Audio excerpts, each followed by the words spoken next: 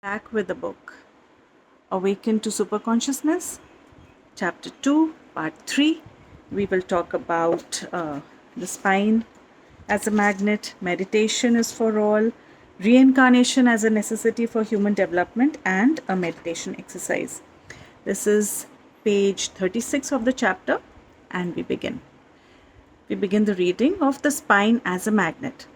The pathway of spiritual attainment is the spine. This pathway may be compared to a bar magnet, the molecules of which are aligned north and south.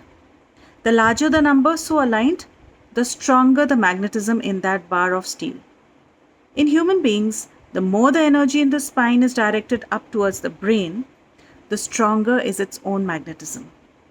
If the magnetism is strong, these people can attract to themselves all good things, including the more subtle benefits of spiritual insight and understanding. This is an important paragraph, so I will just reread. In human beings, the more the energy in the spine is directed up towards the brain, the stronger is its own magnetism.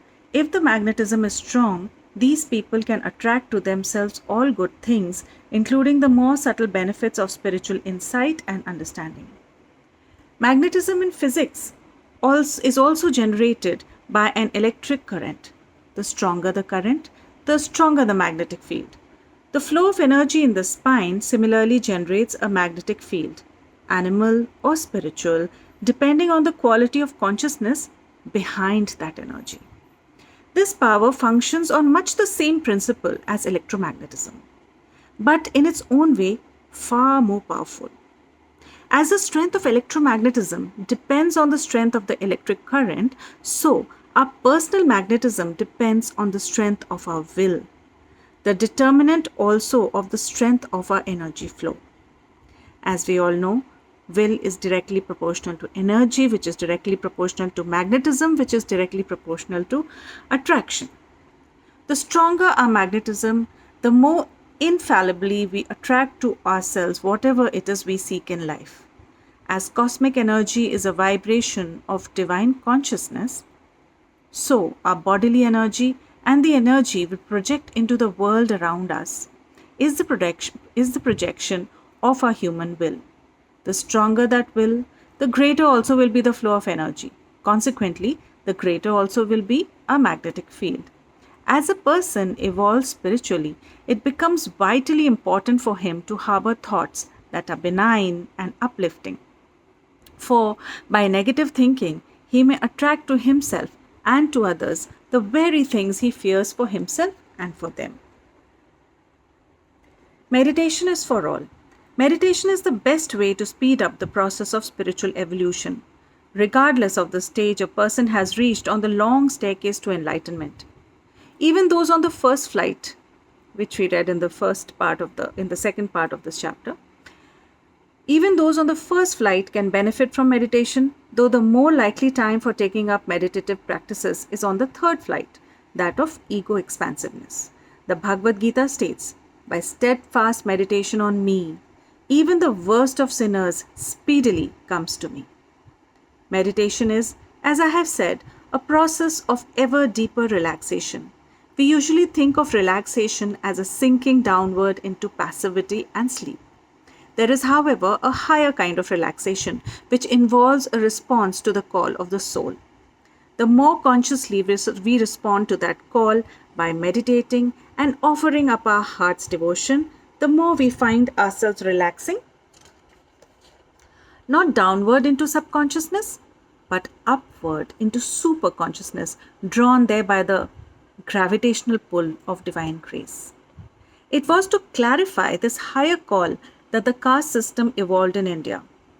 For centuries, that system has been abused by human egoism and ignorance. Ultimately, it has become an ironclad system for perpetuating the abuse. Originally, however, it was intended to encourage human beings in the direction of their own enlightenment. It was not meant to be hereditary.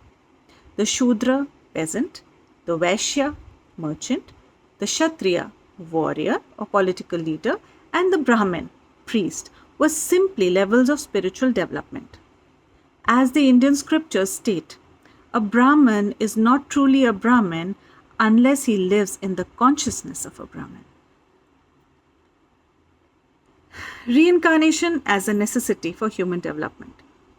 Once we see an actual direction in human development, we see in it also a rationale for the doctrine of reincarnation that cannot but appeal to anyone's sense of the fitness of things. For so long as people imagine reincarnation to be a doctrine with no rhyme or reason, it is easy to dismiss the whole thing as an interesting but somewhat unattractive superstition. The way reincarnation has often been explained, life seems to be a sort of a lottery. If the numbers are against us, they can cause us to be born as spiders or flies or as anything at all. Who could take such a system seriously?